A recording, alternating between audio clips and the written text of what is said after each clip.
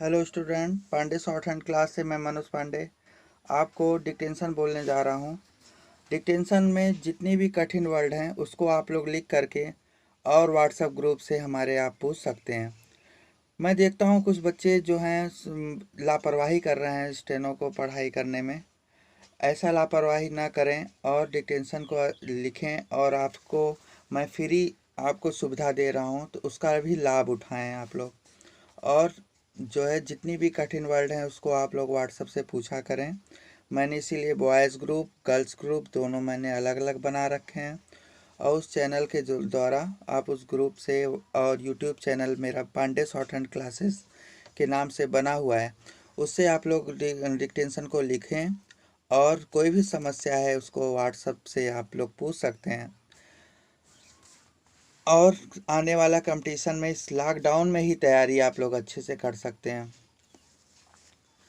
देखिए, आपको बहुत अच्छा समय मिला है आप अपनी तैयारी को करने के लिए। आप रिटन की तैयारी भी करिए और साथ साथ डिक्टेंशन भी लिखिए। कोई भी हम लोग गवर्नमेंट जॉब का फॉर्म भरते हैं तो समय ज़रूर लगता है, लेकिन हमको जो है पेपर देने को मिलता है और पोस्टिंग भी होती है। इसलिए आप लोग निराश ना हो, आप अपनी तैयारी में लगे रहिए। अब मैं डिक्टेंशन बोलने जा रहा हूँ। श्रीमती कृष्णा हटी सिंह ने अपनी पुस्तक हम नेहरू में एक प्रसंग का उल्लेख किया है।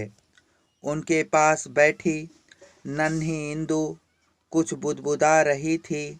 उन्होंने पूछा, यह क्या हो रहा है?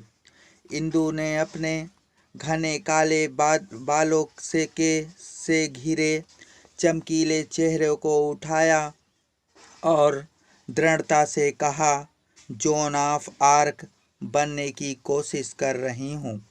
एक दिन उसी की तरह मैं भी अपने लोगों की सेवा करूँगी, उनका नेतृत्व करूँगी। आगे चलकर वह नन्ही बच्ची इंदु भारत की प्रधानमंत्री इंदिरा गांधी के नाम से प्रसिद्ध हुई। इंदिरा जी का बचपन का नाम इंदिरा प्रियदर्शनी था। सब प्यार से उन्हें इंदु बुलाते थे। पंडित मोतीलाल नेहरू की पौत्री तथा पंडित जवाहरलाल नेहरू की पुत्री इंदिरा के रोम रोम में देश प्रेम की भावना थी। जब वह मात्र 13 वर्ष की थी, एक दिन कांग्रेस पार्टी के कार्यालय में जा पहुंची और बोली, मुझे भी कांग्रेस का सदस्य बनना है। उससे कहा गया, तुम अभी बहुत छोटी हो, बड़ी हो जाओ, तुम्हें सदस्य बना देंगे। इंदिरा जी को यह बात जची नहीं। उन्होंने संकल्प किया कि मैं अपनी कांग्रेस स्वयं बनाऊंगी। उन्होंने बच्चों की ब्रिगेड बनाई। उसमें वयस्क शामिल नहीं हो रहे सकते थे। इंदिरा जी ने इसका नाम वानर सेना रखा। इस वानर सेना का मुख्य कार्य स्वतंत्रता सेनानियों की सहायता करना था। वानर सेना के बालक बालिकाएं संदेश पहुंचाने, प्राथमिक सहायता करने, खाने की व्यवस्था करने तथा झंडा फहराने जैसे सरल परंतु महत्वपूर्ण कार्य करते थे। पंडित जवाहरलाल नेहरू अपनी प्रियदर्शनी की ऐसी शिक्षा देना चाहते थे कि उनके व्यक्तित्व का बहुमुखी विकास हो सके। पंडित नेहरू व उनकी पत्नी के स्वतंत्रता आंदोलन में सक्रिय होने के कारण उन्हें कई बार जेल जाना पड़ा। इसका प्रियदर्शनी की शिक्षा पर असर पड़ा। वे लगातार एक ही जगह स्थिर रहकर शिक्षा ग्रहण न कर सकी। उन्होंने दिल्ली, इलाहाबाद और पुणे के स्कूलों में शिक्षा पाई। पुणे से मैट्रिकुलेशन की परीक्षा पास करने के बाद वे गुरुदेव रविंद्रनाथ टैगोर के शांति निकेतन में आ गई। यहाँ पढ़ाई लिखाई के साथ उन्होंने नंदलाल बोस से चित्रकला सीखी। एक बार एक विदेशी प्रोफेसर कला भवन में भाषण देने आए। कला भवन में जूते पहनकर जाना मना था। वे भूलकर जूते पहनकर कला भवन में प्रवेश कर गए।